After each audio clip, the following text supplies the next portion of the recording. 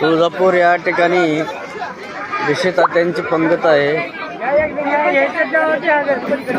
या पंक्तीचा आस्वाद घेताना हे भाविक भक्त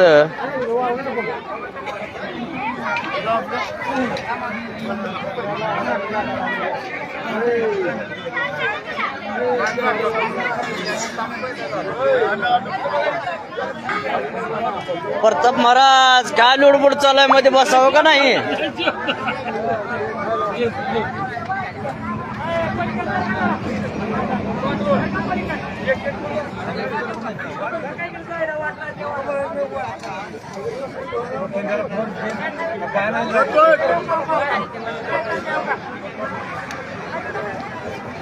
म्हटलं त्या रामराम